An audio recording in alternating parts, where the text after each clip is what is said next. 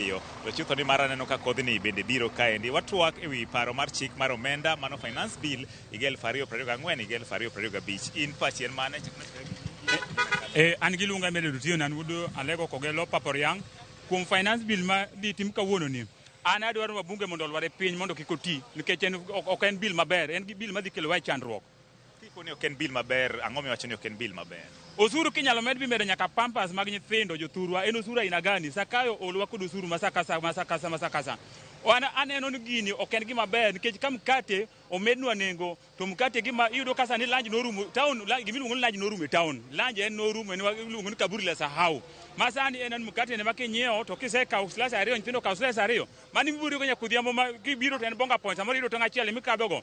Emomiyo an bill mokwongo adwano ogoye piny kendo Nyasaye ogwedho bunge ma Ugenya ochieng' nya winjo kanyo loko pache moduogo kuma kendo nyomora makdo chieng' amiyo tek amiyo lwedo adwano kel nyaka chambe no Mombasa kama ofisa abro yawo ne nono kobiro ka kendo sani awacho ni wabunge mag joluo mabro pitisa gini bro nyiso wan mago kwa bunge nonyuol e Luoland nyiso samoro nonyuol gi wegi megi nonyuolo gi padhola kuonde mene wegi gi pange wadwani gino lware piny go kinyi kasa pod piny ber. Wasere na kinde mokalo bende iyudo ka seche makoro itwake wach finance bill kama iyudo ga ni samoro moko kuom jod bura rem mar chopo e bura. Kiani ang'o ma diher nyiso jod bura? Mane momiyo awacho ni wabunge kawuono abo fwenyo wabunge mag joluo man kodwa kata mane mege gidhi go tedo kata mano nyuol ka wege gipango e pinje mag taonde mopogore opogore. Mbunge manyalo lewo kawuono moko wadwa ne manyo gi kendo an kawuono adhi e ot adhi bet e TV nyaka ayaw TV na maduong' nyaka pinyru wadwa neno to wadwa kwano gi.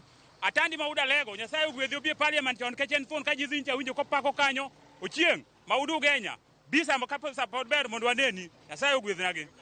Koth biro wachacha machiek chakna gi nyingi tisani ito pachi ineno ka en mane? An iluonga ni Michael Onyango Moga, an jaro Singa waware Wariga.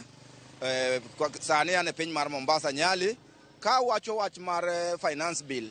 Aparo ni kane Ruto president marwa ne campaign no dwaro loch no wacho ni ma sirikal mar jodhier to koro kama koro gikeni ma ok sirikal mar jodhier ma sirikal mar jomewo nikech kinyalo yudo ni gine ne osuru makoro idwa ket kata gokinyi no silungo bunge ne obedo go piny ni bunge bedo piny ni dwa mi pesa ni dhi kadho gine sheria machal kama bed king'iyo ni bunge kawuono to kinyo kin bunge kiny ni wuogi ni bed kama antiere ni to chik ni kisekadhe ng'eno dhi tayi kawuono kendo kiny no chako tayi koro penji ni to kibiro wuok e bunge obro tayi ibro dwaro chik mane tin mise dhi kadho chik ni koro bed very careful kata be mani mi pesa ni dhi cham to kurano to kik dhi go mano wach namba 1 wach namba 2 osuru mar muneno ukadho kane umedo nyaka mukati en chiemb jadhier ok en chiemb tarjiri koro kidhi medo na mukati kito beyo beno bele I expect that they survive nango ok adhi survive dhi chuli kata mana breakfast mana madhugo kinyi cha kora ng'ado kama madho gi kuon to mano ne ngima machon to kaluwore gi mane president no aidi jo piny ni ma sirkal jodhier onyube na chimo maber mane gima no aidi to kalo kako sechopo to loko kite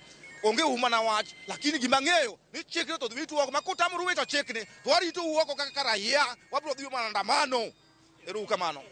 Wayude ng'at mogik koth chwe gekange kama tin chakna gi nyingi ito pachi en mane? Apani an iluonga ni Peter Otieno Uno an jadak ma Mombasa kae. E financial bill an dala umu mana jo Kenya wan wawegi nikech seche mikwero wa gik moko to ok wawinji to sa osechopo ma an daher mar kwayo jo Kenya ni wayaw uru wang'wa wayieru jotelo wasebedo kwa yiero pesa gi kalatas emomiyo wapitia shida makamagi taparo ni e katiba ma wan godo chapter 1 omiyo wa powers jogi waorogi ni mondo gi exercise our power to ka otamogi to kendo katiba no boyienwa mondo mi wanyalo exercise that power wan wawegi koro odiochieng' makawuono bili dhi pedhi e bunge daher mar kwayo wabunge wa to gi wabunge ma Kenya tema winjowa ni ywak osebedo kendo jo Kenya osegolo ywak chik mar financial bill mantiere midhi pedh kawuono ni kik upitisha nyaku winji ywak ma jo piny kusewinjo ywak ma jo Kenya to ng'i gi kuonde ma jo Kenya oywake ugol oko to kuonde mabeyo upitisha mano e kwayo na madakwa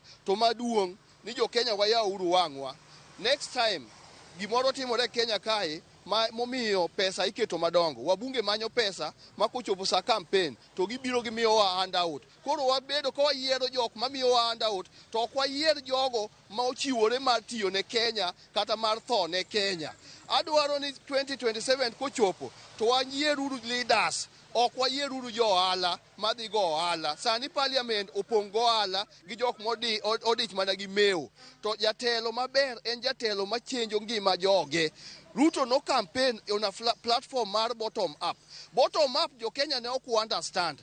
Bottom up ne en system mane Moi ne tiyo godo golo pesa kuom jopiny man piny to tero malo. E gimomiyo sani pesa igolo kuom mama mboga, igolo kuom boda boda, igolo kuom jamkokoteni, igolo kuom mjengo, kitero malo to benefit jo malo, jotelo wuotho godo kago arambe madongo. Wachenjuru pachwa, sa osechopo ma waonge gi Raila mabiro luongo wa e maandamano. Wang'ni wawuoguru oko kendwa. Kapo ni wabunge gi opitisha gini to jo Kenya kwawni wawuoguru oko mondo mbuge kik uyiene kata mana wuotho e constituency mare no biro pakore no kelo nu pesa mosekwalo meku ni omiyou. Mar ariyo, pesa ma wabunge ne dhi medo mar CDF, onge aja mondo wabunge omed pesa e CDF. Eri omed governors pesa mondo mi gikelnwa maendeleo moloyo med wabunge, nikech pesa go ema giji gamba go mbunge oti tich mar legislation e parliament moloyo ni miye pesa mang'eny. Asanteni. Mana kaka iwinjo janeno mar Ramogi bro chino ane wang'uke matin kaluwore gi koth masani chwe kaunti ma Mombasa. Ikoni koth en wuon chiemo, kata kamano aneno koremo wagi mpaka matin, lakini wabro medo mana luwo wechegi, wabro medo kawo pach jopiny kowuok e kaunti ma Mombasa, kendo wechegi wabro medo kelo ne janeno marwa e weche manyien mabiro. To ne Ramogi TV e kaunti ma Mombasa, nyinga en George Aoko. Erokamano ahinya George Aoko kowuok e kaunti ma Mombasa. Kata obedo ni koth oremo wagi mpaka kanyo, jopiny